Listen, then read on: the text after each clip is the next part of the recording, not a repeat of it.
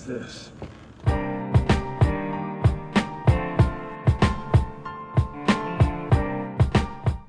Welcome back to Choco Cinema, where every single Monday we take a deep dive into a film that left its mark on cinema. This month we've been exploring stories about tough men, justice, and the changing world around them by covering some Clint Eastwood classics. And today's film feels less like an action movie and more like a final statement. It's a story about regret, redemption, and what it means to leave something behind. This is Gran Torino. There are movies that entertain you, and then there are movies that feel like a farewell. Gran Torino is one of those films. It's Clint Eastwood playing a man at the end of his life. He's very stubborn, angry, and haunted by his past, trying to figure out whether it's too late to become a better person. And by the time the credits roll, you realize that you didn't just watch a story, you watched a legacy.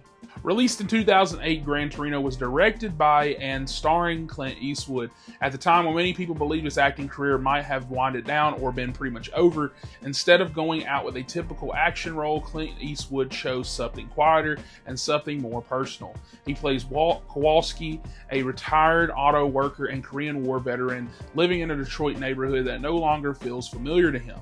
His world is changing and his family feels distant, and the only thing he truly cares about is his prized 1972 Gran Torino parked in the garage. The story begins with Walt attending his wife's funeral, already showing us that this is a man that feels very alone, even in a crowded room.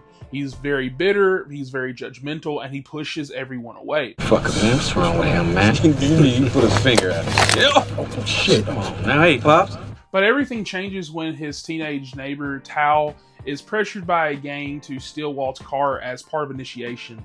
When the attempt fails, Walt doesn't respond with forgiveness, he responds with anger. But slowly and unexpectedly, that anger turns into responsibility, and responsibility turns into something deeper. Clint Eastwood delivers one of the most honest performances of his career here. Walt Kowalski isn't heroic, he isn't charming, and he isn't easy to like. He's very flawed in this film, and that's exactly what makes him very compelling as a character. Eastwood plays Walt like a man carrying decades of regret from war, lost relationships, and from a lifetime of mistakes he never fully faced. Every grunt, every glare, every quiet moment feels very lived in this world that they built, and it's not acting that demands attention, it's acting that really earns it. At its core, Gran Torino is about change, about how people can grow even late in life.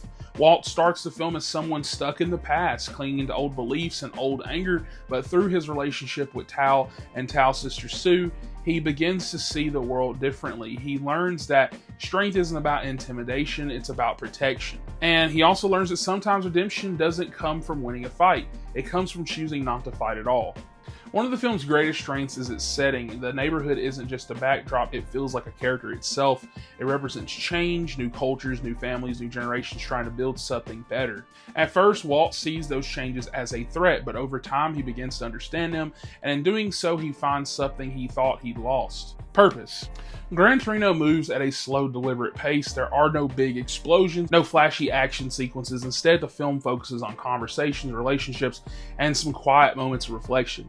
That simplicity gives the story a lot of weight, because when the tension finally builds, when violence feels inevitable, you realize that the movie has been guiding you towards something much bigger than revenge. Without spoiling too much, the ending of Gran Torino is one of the most powerful conclusions Clint Eastwood ever put on screen.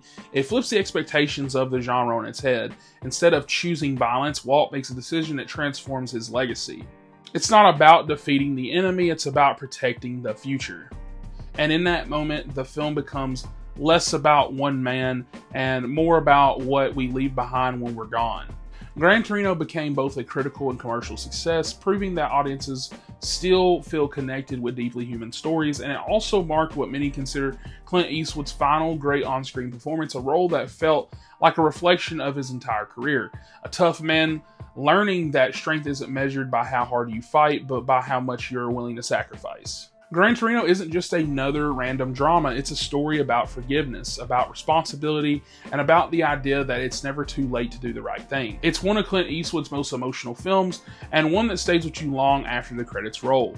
That's it for this week's Choco Cinema. If you enjoyed this deep dive into Gran Torino, make sure to like the video, subscribe for more movie discussions every Monday, and let me know in the comments, do you think Walt found redemption or peace? Until next time, this is Mr. Chocolate. Catch you guys on the next one.